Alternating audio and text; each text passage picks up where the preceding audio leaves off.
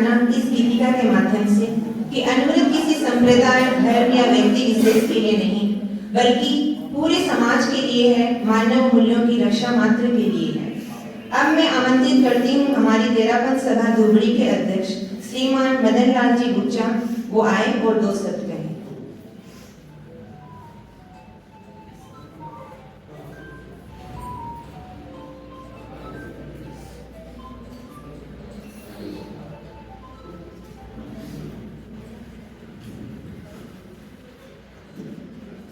आराध्य देव के चरणों में कोटि कोटि नमन।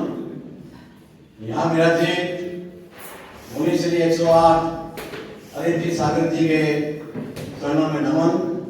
तो यहाँ उपस्थित धर्म प्रेमी भाई और बहनों सादर जय जय। आज बहुत ही प्रसन्नता की अनुभूति हो रही है कि अनुवर्त के 75वें वर्ष के उपलक्ष्य में हमारे निवेदन पर मुनिश्री आज हमारे यहाँ बीच पधारे हैं।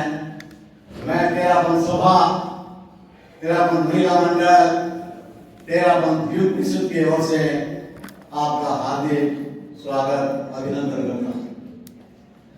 ये अनुवर्त का 75वां वर्ष का आयोजन आज पूरे भारतवर्ष में जोर शोर से मनाया जा रहा है। इसको एक अमृत महोत्सव के रूप में मनाया जा रहा है। इसकी शुरुआत हमारे युग प्रधान आचार्य श्री तुलसी ने की थी। ये अनुवर्त आंदोलन 1949 में इसकी शुरुआत हुई थी और आज ये 75वें वर्ष में पहुंच गया है। अनुवर्त का जो लक्ष्य है वो जाति, संप्रदाय, भाषा से अलग होकर मनुष्य मात्र को आत्म संयम की प्रेरणा देता है। अनुवर्त के 11 नियम बताए गए हैं और इसको आज के युग में अपनाने की बहुत बड़ी आवश्यकता है। ये हर वर्ग, चाहे विद्यार्थी हो, शिक्षक हो, व्यापारी हो, मजदूर हो, कोई भी वर्ग क्यों ना हो, इसको अपनाना चाहिए। इसकी बहुत बड़ी उपयोगिता महत्व है। मैं ज्यादा नहीं बोलते हैं क्योंकि और भी वक्ता को आपको सुनना है और मुनिश्री के मुखारबिन से भी हमें इनकी अमृतवाणी सुननी है। मैं मेरे वक्तव्य को यही विराम देता हूँ। इसी के साथ ओम।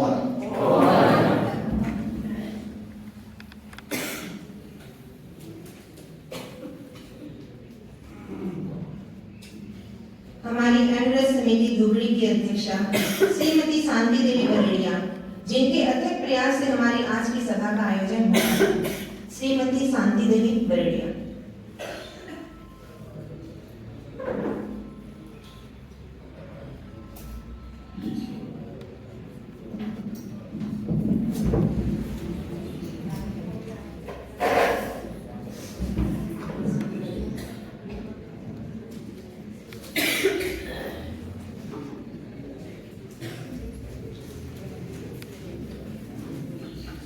अमृत आंदोलन के प्रवर्तक, मानवता के मसीहा, गणाधिपति पूज्य गुरुदेव श्री तुलसी के चरणों में मेरा भावभरा वंदन। अमृत अनुशासना आचार्य श्री महाश्रमण जी को मेरा वंदन। यहाँ विराजित 108 मुनि श्री अरिजीत सागर जी के चरणों में मेरा भावभरा वंदन अभिनंदन। पूरा धर्म परिवार आप सभी को सादर अभिनंदन। मुनि प्रवर, आप यहाँ पधारे। हमारी अमृत समिति के थोड़े से प्रयास से एक बार मैंने बोला महाराज जी आपको बधाना है, आप यहाँ पधारे, तो मैं तहे दिल से आपका हार्दिक स्वागत अभिनंदन करती हूँ। आपके यहाँ पधारने से हमारे आज इस प्रोग्राम में 4 चांद लगते हैं और स्वागत करती हूँ आप सभी का, जिन्होंने अपना अमूल्य समय निकालकर हमारे आज के प्रोग्राम की शोभा बढ़ाई। सबसे पहले मैं आप लोगों को बता दूं कि अनुव्रत है क्या। कल कितनों के फोन आ रहे थे कि आंटी अनुव्रत क्या है, हमें बताओ। तो अणु यानी छोटा, व्रत यानी नियम। छोटे छोटे व्रतों का नाम है अणुव्रत। समाज, देश और राष्ट्र में पनप रहे भ्रष्टाचार, हिंसा, अनैतिकता और सामाजिक कुरीतियों को रोकने के लिए एक मसीहा ने धरती पर जन्म लिया। जब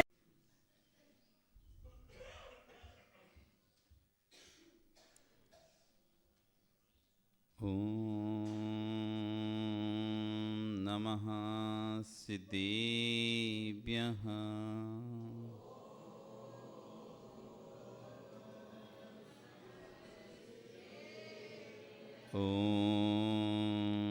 नमः सिद्धेभ्यः।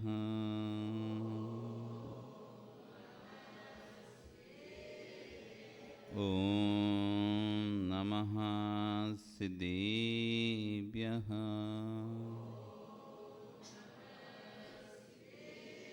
तिर्यणि खग्गिणाय रुतारी मोह सैर सिर निबिहु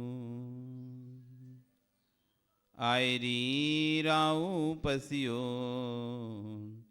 परवादीण्यु भव्य जी लोए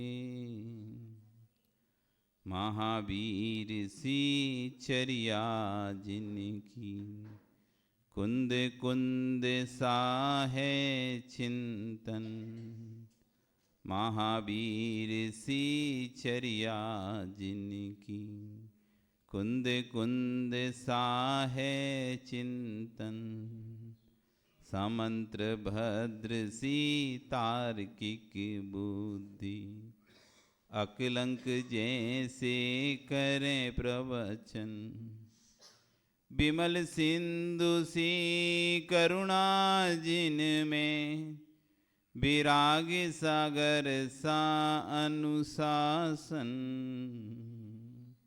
आने विराजो मेरे गुरुवर मेरे उर के सिंहासन आने विराजो मेरे गुरुवर मेरे उर के सिंहासन बचनों के मोती बिखराते अमर रहो चिंतन नागर मेरे उर में आने विराजो गुरुवर श्री विशुद्ध सागर मेरे उर में आने विराजो गुरुवर श्री विशुद्ध सागर मेरे उर में आने विराजो गुरुवर श्री विशुद्ध सागर। बोले अनंत अनंत से परमेष्टि भगवान की आदि ब्रह्मा आदिनाथ भगवान की वर्तमान शासनिक महावीर भगवान की आचार्य कुंद कुंदेव स्वामी महाराज की आचार्य विश्व सागर जी महाराज की अहिंसा में विश्व धर्म की।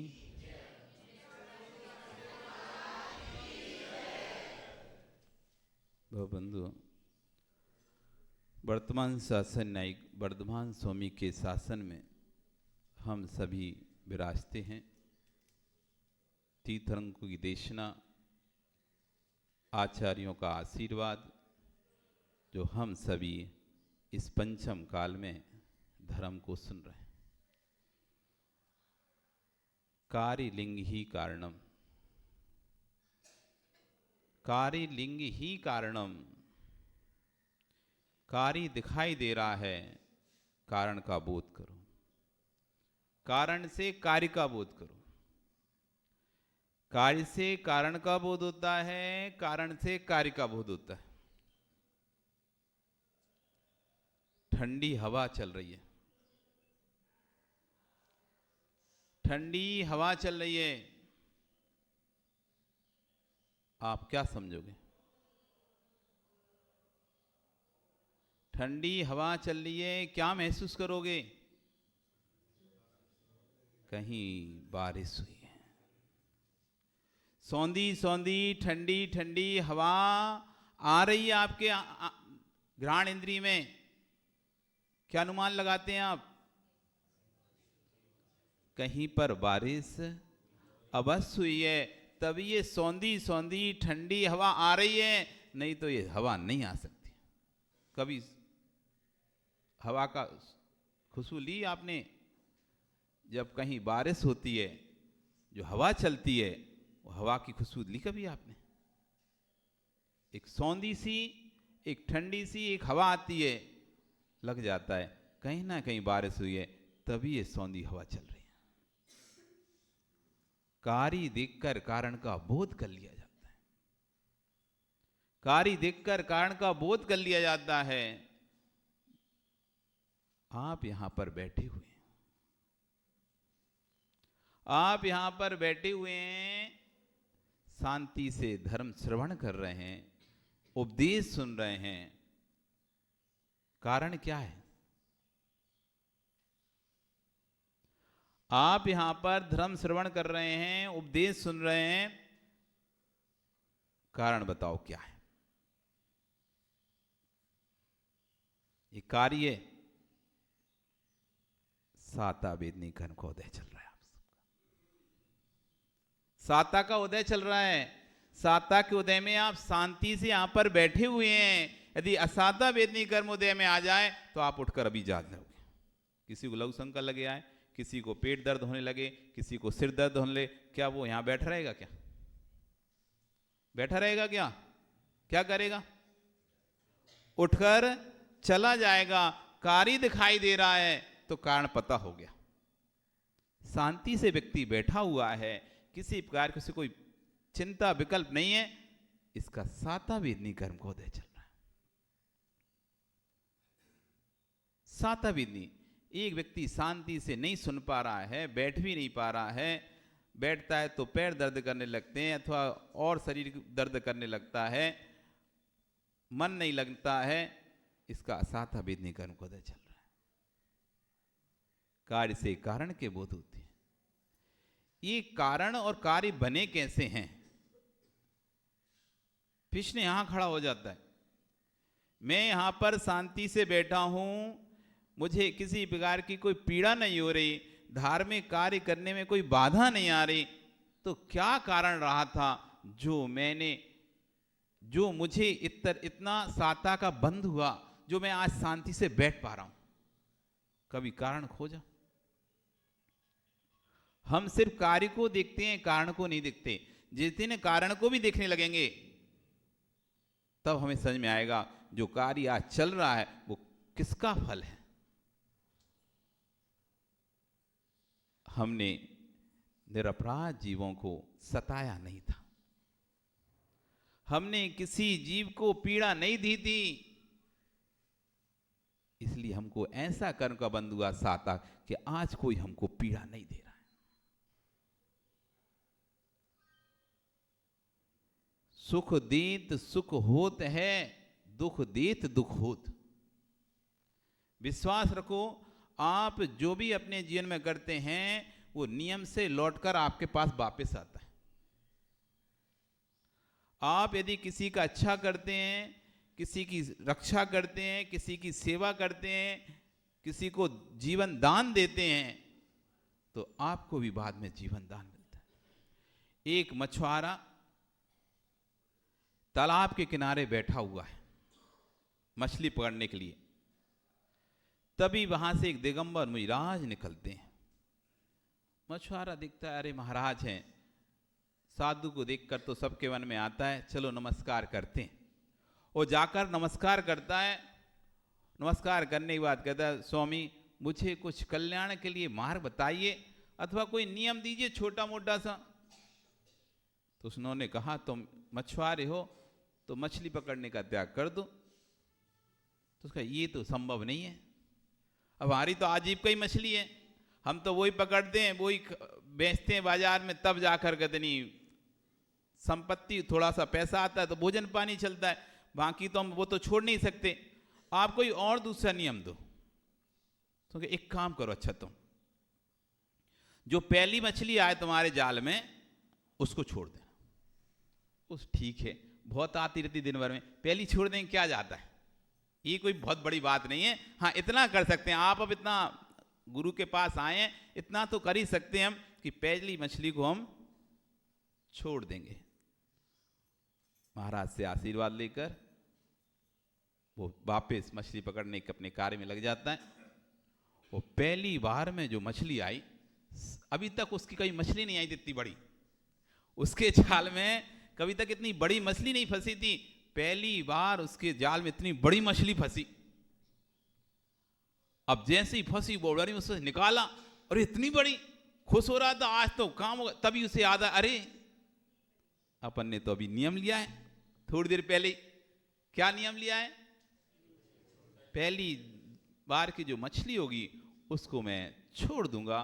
तो उसने उसमें एक चिन्ह बना दिया कि अभी फर्स्ट टाइम की अपनी हैं, अब दोबारा से कहीं आ गई, यहाँ पे पर बैठे, तो उसने उस पर चिन्ह बनाकर एक कपड़ा का चिन्ह लगा दिया थोड़ा सा, और उसको छोड़ दिया। अब सोचता है कि यहाँ पे फिर से पकड़ूंगा तो हो सकता है ये फिर दोबारा से जाए, इसलिए अपन इस तालाब की इस खोल को छोड़ते हैं, दूसरे छोर पर चलते हैं। तो पूरब के छोर पर बैठा था तो दक्षिण की छोर पर चला गया, चलो वहाँ पकड़ेंगे, अब इधर छोड़ते हैं। और दूसरे छोर पर जाके बैठ गया, तालाब मछली पकड़ता है। तभी फिर एक मछली आती है। अब तो वो घुसता कि आज देखो फिर से मछली आ गई जाल में, और देखता कि फिर से भी बहुत बड़ी मछली आई है, तो फिर जल्दी से निकालता है, और जैसे ही निकालता है वो चिन्ह से वापस दिख जाता है। अरे ये तो वो पहली वाली है, इसे तो मैंने जीवन दान दे दिया है, इसे तो नहीं। फिर से उसे छोड़ देता है। चलो यहाँ से ही चलो, ये मछली यहीं से घूम के आ गई होगी, अपन पश्चिम की साइड के स्थान पर चलते हैं, वहाँ पकड़ेंगे। वहाँ बैठता है, मछली पकड़ता है, फिर से एक बड़ी मछली उसके जाल में आती है, फिर निकालता है, खुश होता है, चलो आज तो मछली आई। और देखता है फिर वही चिन्ह, अरे ये तो वही मछली आ गई, फिर से छोड़ देता है। चौथी बार दूसरी चौथी दिशा में जाकर बैठता है, और सोचता है चलो अब शाम होने वाली, जल्दी से, नहीं तो फिर रात में तो कर लेंगे, कोई आ जाए। फिर एक मछली आ जाती है, फिर वो देखता है बड़ी मछली थी, लेकिन उस पर भी वो चिन्ह बना हुआ था, अरे ये तो वही मछली है पहली वाली जिसे मैंने छोड़ा था। चारों बार उसके जाले में मछली आई और चारों बार उसने छोड़ दी, क्योंकि नियम लिया था, उसे अभयदान दे दिया 4 बार। अब लेकिन आजीविका तो वही थी। अब सुबह से लेके शाम हो गई, अब कुछ और था नहीं, वापस घर गया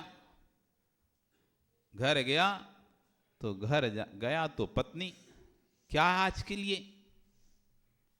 अब बोला आज तो कुछ नहीं है, भूखा ही सोना पड़ेगा आज तो। क्यों भूखा क्यों सोना पड़ेगा? अब पत्नी को गुस्सा आ गया, सुबह से इंतजार कर रही थी कब आएगा परमेश्वरा, तो खाएंगे कुछ लाएगा, लेकिन ये तो और आया तो और खाली हाथ आ गया, और ऊपर से कह रहा है भूखा ही सोना पड़ेगा।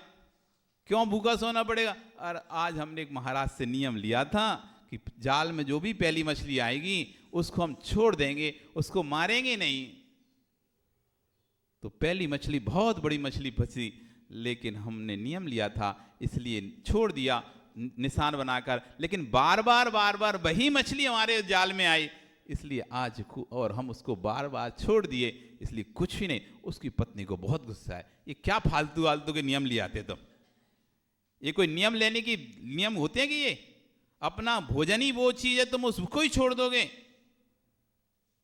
वो कहता है नहीं, छोटा ही सा तो नियम था, छोटा ही था, उसमें क्या। पर पत्नी तो और ज्यादा गुस्सा आ गया उसको, और उसने एक लाठी ली जोर से और उसकी पीठ पर सिर पर दे मारी, और उसी समय वो व्यक्ति मर गया। मरकर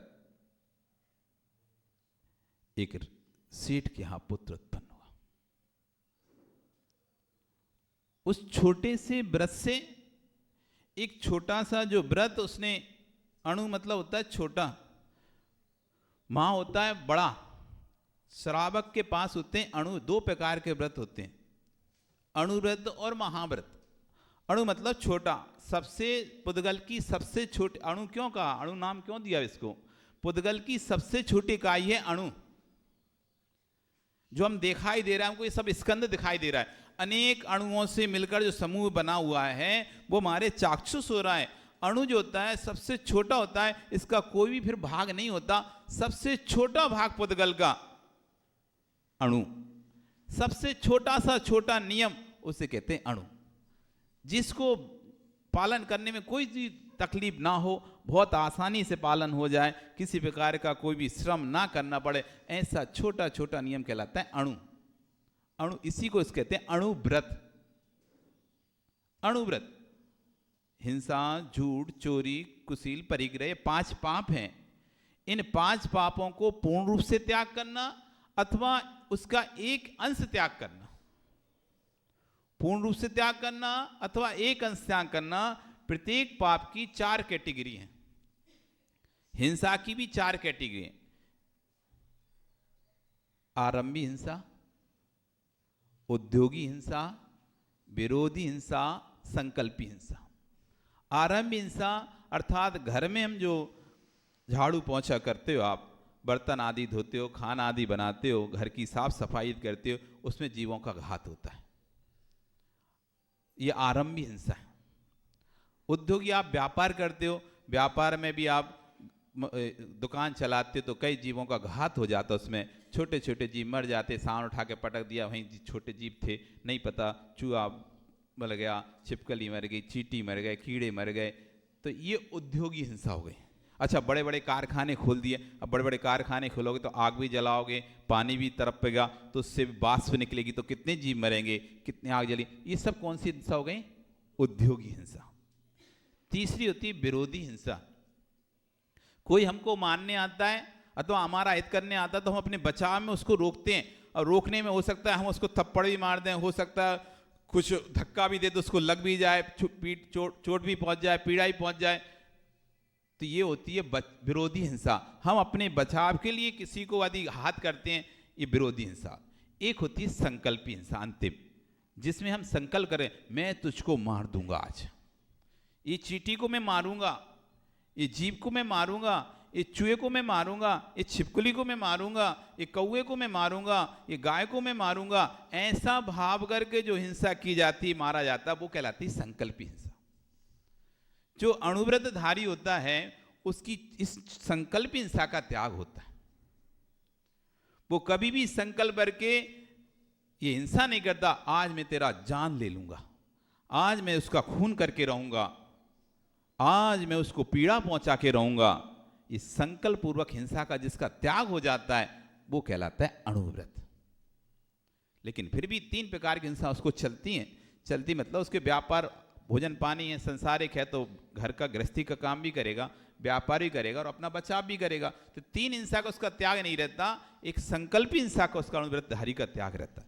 मैं संकल्प पूर्वक किसी भी जीव को, निरपराध जीव को नहीं मारूंगा, कोई मुझे हानि नहीं पहुंचाएगा तो मैं उसको हानि नहीं पहुंचाऊंगा। मैं ऐसी सामग्री का उपयोग नहीं करूंगा जिससे कि जीवों की हिंसा होती हो, ऐसे चमड़े आदि के बेल्ट, पर्स आदि का उपयोग नहीं करूंगा, क्योंकि मैं यदि करूंगा तो ना जाने कितने बेकसूर जीवों को मारकर उनकी चमड़ी खींची जाएगी, तब जाके वो सामग्री बनेगी। मैं उन सामग्री का उपयोग नहीं करूंगा। मैं किसी को ऐसे शब्द मैं नहीं बोलूंगा जानकर कि जिससे उसको हार्ट अटैक आ जाए, उसकी को ठेस पहुंच जाए अथवा उसको बुरा लगे, ऐसे शब्दों का उपयोग नहीं करूंगा। मैं किसी की चीजें ऐसी नहीं उठाऊंगा जिससे उसके प्राण हरण हो जाए, वो दुखी हो। मैं चोरी नहीं करूंगा, बैंक में जाके डाका नहीं डालूंगा, किसी का सामग्री उठाकर नहीं लेके आऊंगा। ये छोटे छोटे नियम ये कहलाते हैं अणुव्रत। हिंसा, झूठ, चोरी, कुशील, परिग्रह, ये 5 प्रकार के पापों को एक देश त्याग करना, थोड़ा थोड़ा उनका त्याग करना, ये कहलाता है अणुव्रत। तो उसने छोटा सा व्रत लिया कि क्या व्रत था कि जो भी मछली पहली जाल में आएगी हम उसको छोड़ देंगे। इस व्रत के प्रभाव से जब उसका मरण हुआ तो मरकर वह एक सेठ के यहां पुत्र उत्पन्न हुआ। सेठ के यहां पुत्र उत्पन्न हुआ। अब जब पुत्र उत्पन्न हुआ तभी वहां एक मुनिराज निकले, 2-4 रिद्धिधारी उधर मुनिराज निकले, वो आपस में चर्चा कर रहे हैं, ये जो सेठ के यहाँ जो पुत्र उत्पन्न हुआ है आज, ये आगे जाकर इस राज्य का राजा बनेगा, इस राज्य का राजा बनेगा अथवा मंत्री बनेगा, इस राज्य का मंत्री बनेगा ये आगे जाके। तभी एक मंत्री, उस राज्य का जो मंत्री था वो सुन लेता है, अरे ये सेठ का पुत्र मंत्री बनेगा तो फिर मेरे पुत्र का क्या होगा? मैं मंत्री हूं और मैं चाहूंगा कि मेरा पुत्र ही मंत्री बने। हर पिता यही चाहता है कि मेरे बाद मेरा बेटा मेरे पद को संभाले। और महाराज कह रहे हैं कि ये सेठ का पुत्र मंत्री बनेगा तो फिर मेरे पुत्र का क्या होगा? अर्थात मतलब मेरे पुत्र, क्योंकि मुनि महाराज बोले तो फिर तो गड़बड़ है, मतलब अब मेरे पुत्र मंत्री नहीं बनने पाएगा, तो क्या करूं अब मैं? उसके मन में आता विचार, मैं इसको मार डालता हूं। हम इसको मारी जाएंगे, ना रहेगा बांस ना बजेगी बांसुरी। जब बेटा ही नहीं होगा उसका, सेठ का, तो मंत्री कहां से बनेगा? फिर बचेगा मेरा बेटा तो है ही फिर। और विचार मन में लगाता है और वह अपने एक सेवक को नियुक्त करता है, उस बच्चे की चोरी करके लेके आओ। नवजात शिशु, जन्म लिया हुआ जो शिशु है, इसकी चोरी करना है तुमको। कैसे करना है तुम जानो, लेकिन इससे चोरी करके मुझे सौंपो। वो व्यक्ति उस बच्चे की चोरी करके और इसको सेठ को सौंप देता है, इस मंत्री को सौंप देता है। मंत्री चांडाल को बुलाता है, जाओ इस बच्चे को मार दो, जाओ इस बच्चे को मार दो। चांडाल जो हुकुम उस बच्चे को ले जाकर मारने के लिए जैसे एक पत्थर उठ के ऊपर पटकने के लिए होता है, तभी उसके मन में आता है, अरे यार इतने छोटे बच्चे को क्या मारना। ऐसे छोटे बच्चे को, अब देखो उसने 4 बार अभय दान दिया तो उस मछली को, 4 बार अभय दान दिया तो उस मछली को, जैसे ही वो पत्थर उसके ऊपर फेंकना होता है, अरे इसको क्या मारना छोटे से बच्चे को। एक काम करते हैं, इसको यहीं छोड़ दे रहे, नीचे पुल के नीचे पत्थर दबा के, तो अपने आप मर जाएगा। अपन क्यों अपने हाथ खराब करो इसको मारने के लिए, इस छोटे से बच्चे को क्यों मारना। और वो वहीं पर उसको छोड़ देता है, छोड़ देता है और चला जाता है। मंत्री पूछता, काम हो गया? वो कहते हैं हाँ काम हो गया। तभी वहां से एक व्यक्ति निकलता है, व्यक्ति निकलता है और वो उस बच्चे की रोती हुई किलकारी को सुनता है और देखता है क्या, कहां से आवाज आ रही है। और देखा तो पुल के नीचे एक बच्चा पड़ा हुआ है। वो जाता है, जल्दी से उस बच्चे को उठा लेता है। अरे कितना सुंदर बच्चा है, कौन निर्दयी जिसको यहां पर छोड़ गया, कौन निर्दयी इसको यहां पर छोड़ गया। लगता है ऊपर वाली कृपा है, मेरे कोई संतान भी नहीं थी, चलो मुझे एक संतान मिल गई।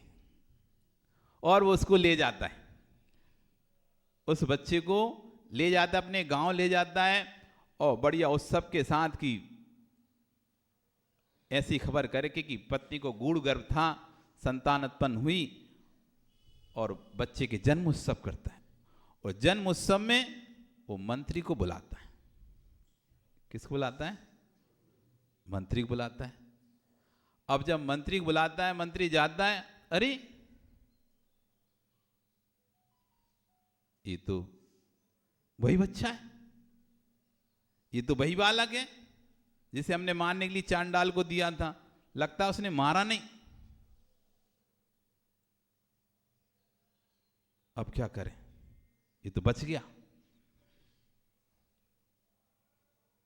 अब वो पुनः युक्ति लगाता है, पुनः फिर से षड्यंत्र रचता है और किसी को फिर से बोलता है इसको अब की बार फिर से इसको चोरी करवाना पड़ेगा। और वह फिर से पुनः उसको चोरी करवाता है। अब वो एक ऐसे खूंखार व्यक्ति को देता है, जाओ इसको दूसरे जंगल में जाके छोड़ के आओ, जहां पर बहुत शेर चीते बड़े बड़े हिंसक जानवर, ऐसे गहन जंगल में छोड़ के आओ, दूर यहां से कहीं। और वो व्यक्ति उसको ले जाता है और दूर जंगल में, गहन जंगल में, जहां पर कि जंगली जानवरों का बहुत ज़्यादा प्रकोप था। ऐसे जंगल जाकर छुड़ जाता है और चला आता है, मर जाएगा अब तो ये। और सेठ से आपने जैसा कहा था वैसा किया, अब तो बचने के कोई चांसेस नहीं उस बच्चे के। उस मंत्री को बोलता है, मंत्री अब निश्चिंत हो जाता है, चलो अब चिंता खत्म। लेकिन तभी क्या हुआ, एक सेठ रास्ता भटक चुका था और भटकने का उसी जंगल में वो भटक रहा था और भटकते भटकते वो बच्चे की रोने की आवाज़ सुनता है। वो सेठ उसको देखता है, अरे कितना सुंदर बालक है, और उसको उठा लेता है।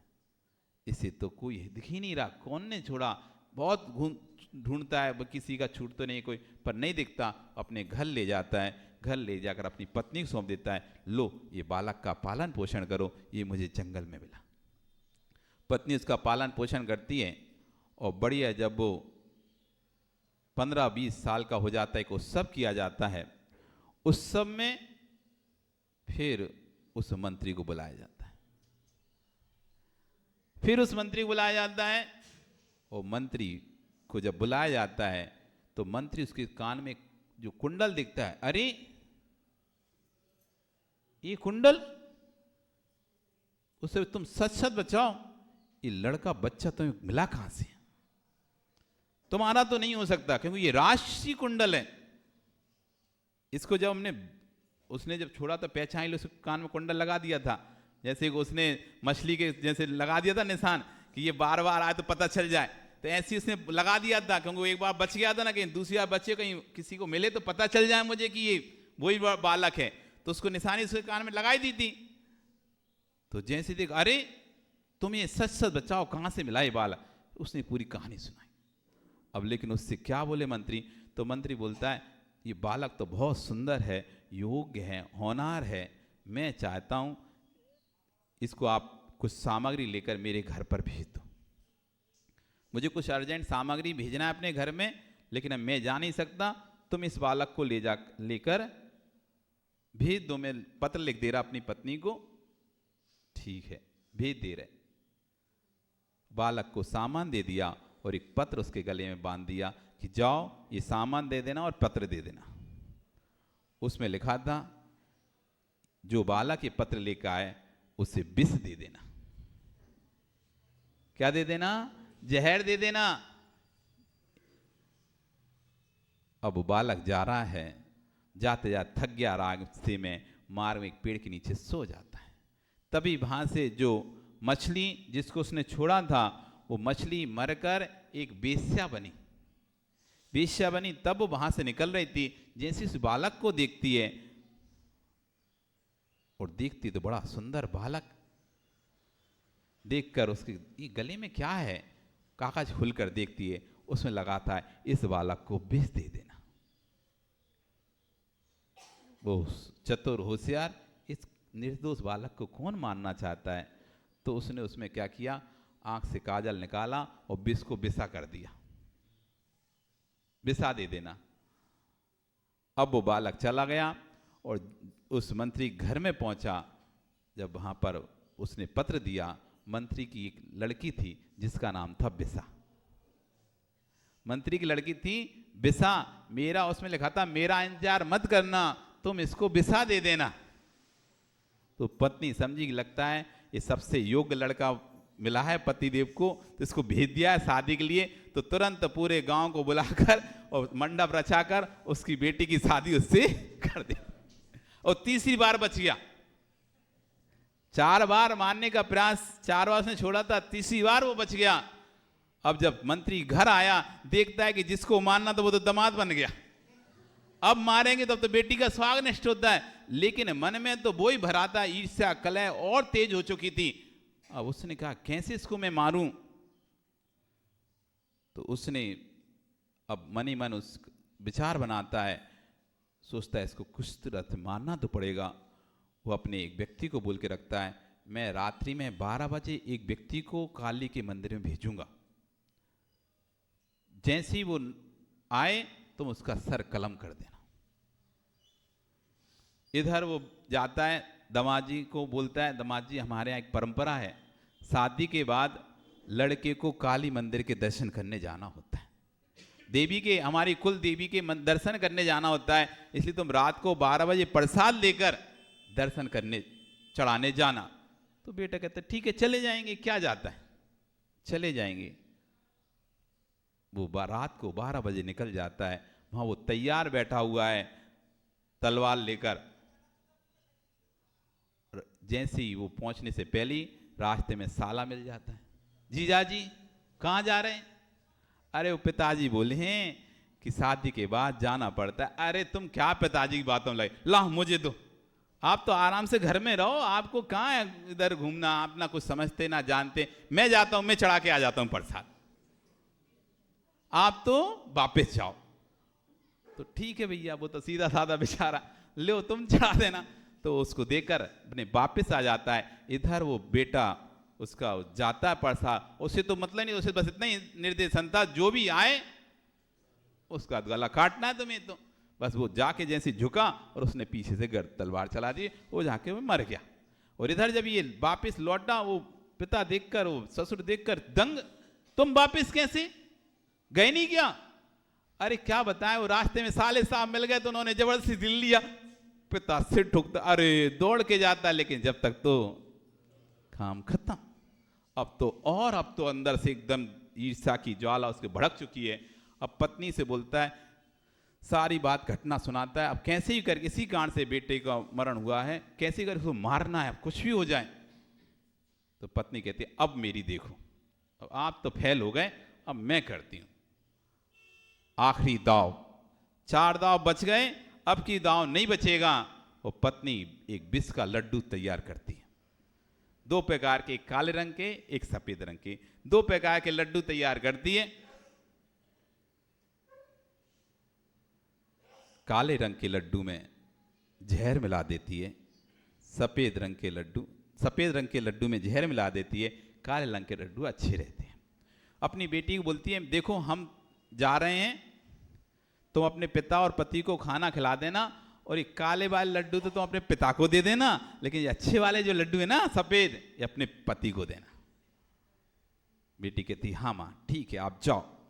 माँ गई तो बेटी लड्डू जैसी देनी होती सोचती है, अरे यार काले देंगे तो पिता क्या सोचेगा, 4 दिन शादी को नहीं हुए, भूल गई देखो तो, और हमें काले दे रही है और अपने पति को सफेद दे रही है। अच्छा थोड़ी ना लगेगा पिता के सामने पति को अच्छे दें और पिता को खराब दें। तो उसने क्या किया, पलट दिया, सफेद लड्डू पिता को रख दिए और काले काले पति को रख दिए। दोनों ने खाए, जैसे ही पिता ने उससे फैला को और मुंह में रखा लड्डू का, वैसे वो जहर उसके शरीर में चढ़ गया और फंस कर वही बजा के मर गया। अंत जो बार बार नुकसान करने वाला था, अंत में उसी का ही घात हो गया। ये 4 बार उसको प्राणदान जो मिला, जो हमने कहा था कि लौटकर हमको वो चीज मिलती है, जो हम करते हैं वैसा हमारे साथ फिर से घटित होता है। अच्छा करते हैं तो अच्छा घटित होता है, बुरा करते हैं तो बुरा घटित होता है। जो उसने 4 बार उसको प्राण दान दिए थे, उसको अगले भव में 4 बार मरने से बच गया। नहीं तो उसकी पूर्ण तैयारी थी मारने वाले की। जैसे कि मछली पकड़ने वाला, तो मछली तो आई गई थी हाथ में, वो चाहता तो उसको मार सकता था, लेकिन उसने छोड़ दिया था। तो जैसे उसने सब कुछ होने पर ही छोड़ दिया था, ऐसी उसकी पूरी व्यवस्था मारने की हो गई, तब भी वो बच गया। क्यों बच गया? कई बार आप देखते हैं, सुनते हैं एक्सीडेंट में, भयानक एक्सीडेंट हुआ लेकिन उस व्यक्ति को खरोंच तक नहीं आई। गाड़ी की हालत देख लो आप बात करते हो कि अरे वो 4 व्हीलर की गाड़ी की हालत ऐसे देख लो, ऐसा लग रहा है जैसे कोई बचा ही ना होगा उसमें से, लेकिन फिर भी एक खरोंच तक उस व्यक्ति को नहीं आई है। ये क्या कारण है? इतने बड़े दुर्घटना होने के बाद भी एक खरोंच तक नहीं आई। कभी कभी होता है साथ में 2 बाइक वाले चल रहे होते हैं, साथ में चल रहे होते हैं, तो एक तो गगदनी ऑन द स्पॉट खत्म हो जाता है, इतनी भयानक टक्कर होती है, और दूसरे को खरोंच भी नहीं, उठ के खड़ा होकर हाथ पैर पहुंच। ये क्या कारण रहा? भीषण तो टक्कर हुई थी। हमने अपने देखते देखते हम पांडुचेरी में बिहार प्रवेश कर रहे थे, प्रवेश करते कर रहे थे, तभी एक महिला मोटरसाइकिल से उतरी और हम इस साइड थे, वो उस साइड उतरी। तो तो उतर के हमको देखकर एकदम दौड़ते हुए आई ऐसे रोड को, ना इधर देखा ना उधर देखो, और इधर से तेजी से बाइक चली आ रही थी, तेजी से बाइक चली आ रही थी। उसने जैसे ही वो बना संयोग और सीधा बाइक जाकर उससे टकराई। वो महिला और चट के दूर जाके फेंकी, वो बाइक वाला भी दूर जाके फेंका। दोनों देखते ही देखते सामने से देख रहे हैं और मना कर रहे हैं दौड़ के नहीं आओ, देख के आओ, देख के आओ। इतने में वो दौड़े और लग गए। अब आप सोचो किसको क्या होगा। वो बाइक वाला जो गिरा उसके तो चारों तरफ से खून खून खून खून, लेकिन जो महिला वो वापस ऐसे झड़ा झड़ा के साड़ी उचट के उधर गिरी, वापस झड़ा झड़ू के महाराज जी नमोस्तु। अजीब, क्या हुआ? कुछ तो नहीं हुआ, उसको लगी नहीं।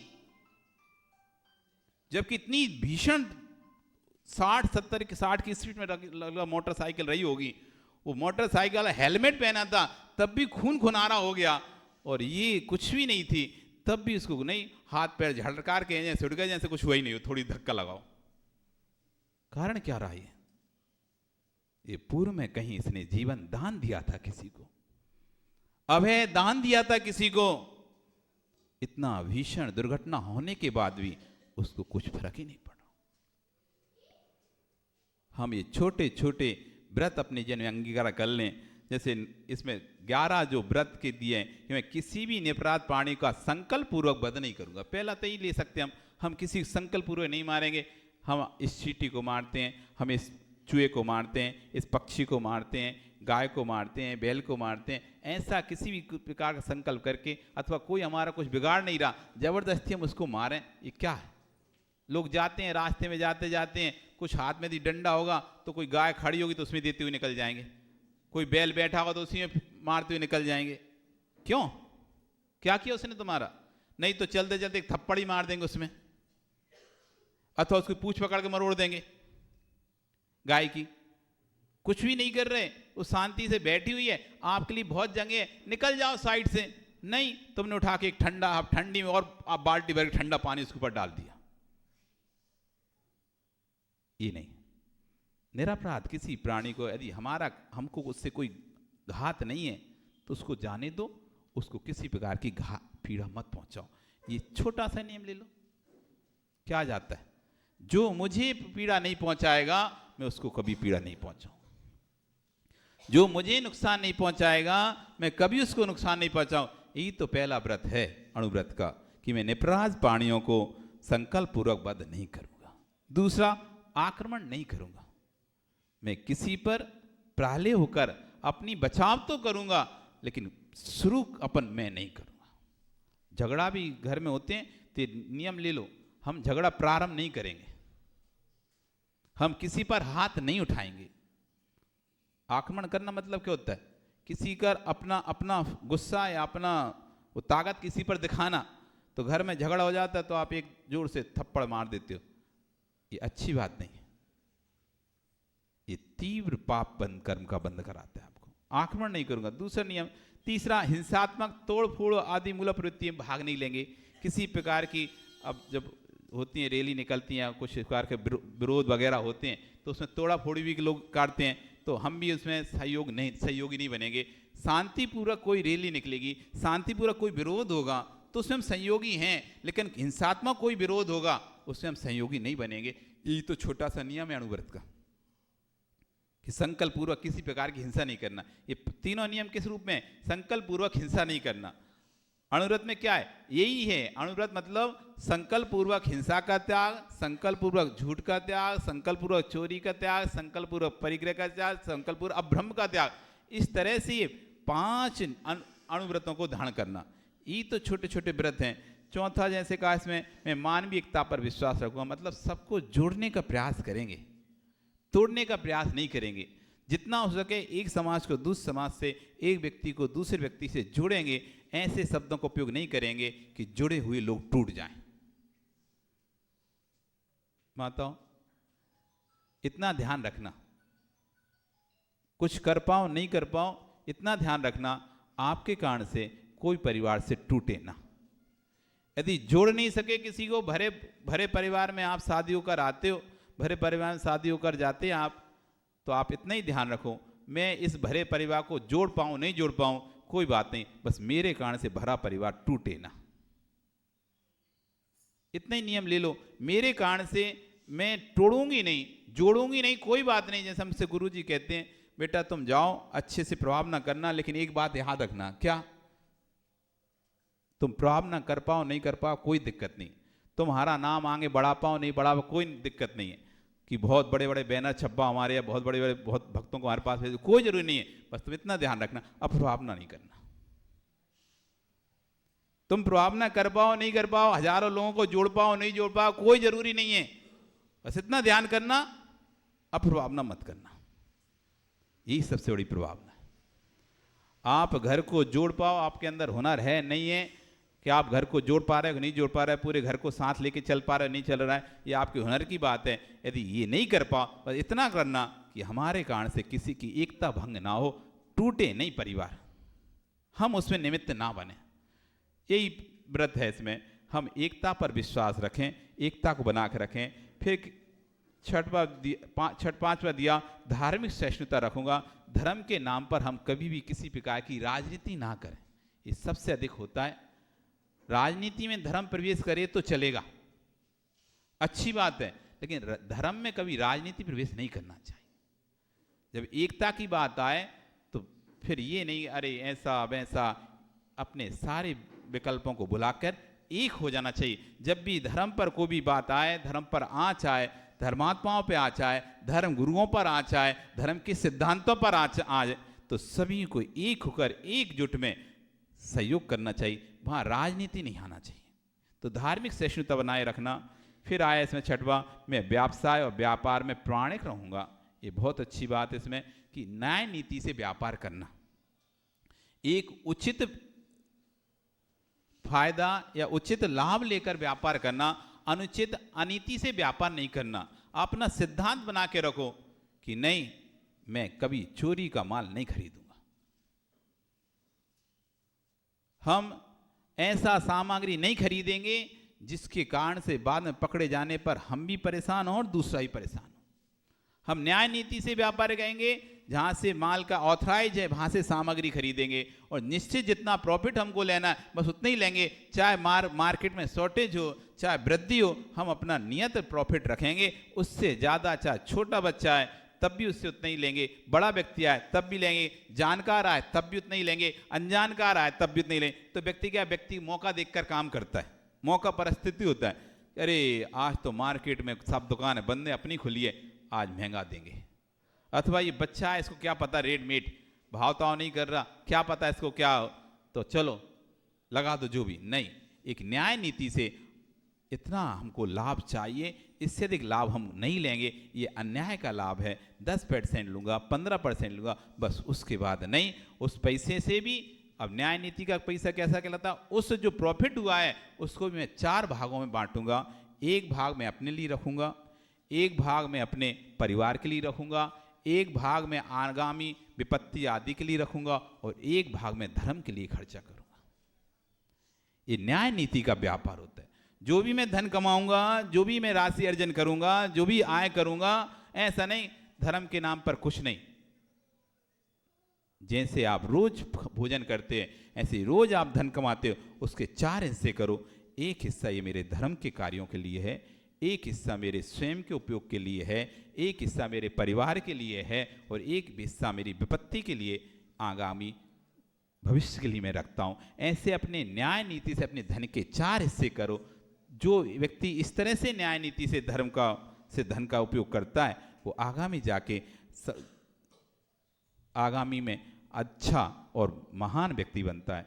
फिर कहा 7वां, मैं ब्रह्मचर्य की साधना और संग्रह की सीमा करूंगा। ये तो अणुव्रत होगा, ब्रह्मचर्य अनुव्रत हो गया, हम ब्रह्मचर्य की साधना करेंगे, और संग्रह की यानी परिग्रह परिमाण व्रत हो गया कि हम परिग्रह को सीमित कर देंगे, निश्चित कर देंगे। इससे ज़्यादा मैं नहीं रखूँगा, मैं 10 मकान से ज़्यादा नहीं रखूँगा, 10 दुकान से ज़्यादा नहीं रखूँगा, या 100 जोड़ी कपड़े से ज़्यादा नहीं रखूँगा, 1 किलो सोने से ज़्यादा नहीं रखूँगा, 10 किलो चांदी से ज़्यादा नहीं रखूँगा, 50 करोड़ रुपए से ज़्यादा नहीं। ऐसे कुछ भी एक सीमा ले लें, एक निश्चित सीमा कर लें, इससे ज़्यादा हम धन नहीं रखेंगे, इससे ज़्यादा हम व्यापार नहीं करेंगे, इससे ज़्यादा मकान नहीं होंगे, इससे ज़्यादा दुकान नहीं होंगे, इससे ज़्यादा उद्योग नहीं होंगे, इससे ज़्यादा कपड़े नहीं होंगे, इससे ज़्यादा गहने नहीं होंगे, इतनी ज़्यादा सामरी हरी वस्तुओं को मैं भोजन करूंगा, इतने फल खाऊंगा, 50 फल से ज़्यादा नहीं खाऊंगा, 100 हरी से ज़्यादा नहीं खाऊंगा। क्या जाता है, 10 अन्न से ज़्यादा नहीं खाऊंगा। खाते तो हो नहीं है, लेकिन फिर भी पाप तो सबका आपको लग ही रहा है। ये अणुव्रत हो गया। फिर आया चुनाव आदि के संबंध में अनैतिक आचरण नहीं करूंगा। जो नीति न्याय से जो होता है वही कार्य करेंगे, अनैतिकता का उपयोग नहीं करेंगे।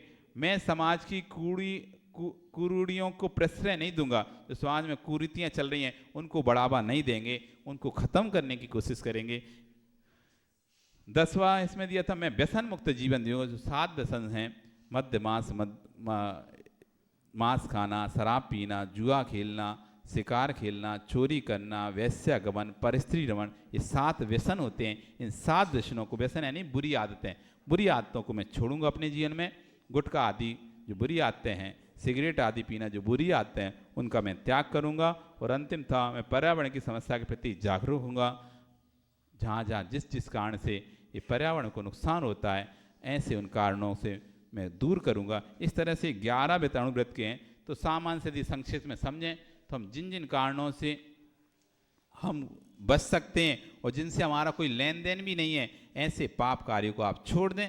बस यही तो अणुव्रत है। और ये छोटे रूप में छोड़ते हैं तो अणुव्रत हो जाते हैं। जब इसी को हम पूर्ण रूप से छोड़ देते हैं, मन से, वचन से, काय से, तीनों से छोड़ देते हैं, तो ये महाव्रत बन जाते हैं। आज यहाँ पर तेरापंथ समाज ने ये कार्यक्रम आयोजन किया, बहुत अच्छा रहा। इसी तरह से कार्यक्रम आयोजित होते रहें, समाज इकट्ठी होती रहे, मिलते रहें, आदान प्रदान होता रहे विचारों का। तो जैसे कहते हैं, आपके पास यदि 1 रुपये है और दूसरे के पास 1 रुपये, आदान प्रदान करोगे तो दोनों के पास कितने रहेंगे? 1 ही रहेगा। लेकिन आपके पास 1 विचार है और दूसरे के पास भी 1 विचार है, यदि आदान प्रदान किए तो आपके पास भी 2 विचार और उसके पास भी 2 विचार हो जाएंगे। ऐसे ही ये जब समाज एक साथ इकट्ठी होती है, चाहे 22 टोला हो, चाहे मंदिर मार्गी हो, चाहे साधु मार्गी हो, चाहे तेरापंथी हो, चाहे स्थानक वासी हो, चाहे दिगंबर हो, कोई भी हो, अग्रवाल हो, सब जब एक साथ मिलते हैं, पूरी मारवाड़ी समाज जब एक साथ मिलती है तो विचारों का आदान प्रदान होता है। जब विचारों का आदान प्रदान होता है तो कुछ तुम्हारा ज्ञान बढ़ता है तो कुछ हमारा ज्ञान ही बढ़ता है। ऐसे ही मिलते रहें, समय समय पे कार्यक्रम आयोजित करते रहें तो ज्ञान की वृद्धि होती रहेगी। और जीवन में पता नहीं कौन सी बात, किसको कब कौन सी बात अच्छी लग जाए और उसके जीवन में बदलाव आ जाए और उसका कल्याण हो जाए। इसी मंगल भावना के साथ कि प्रत्येक जीव का कल्याण हो। ओम नमः।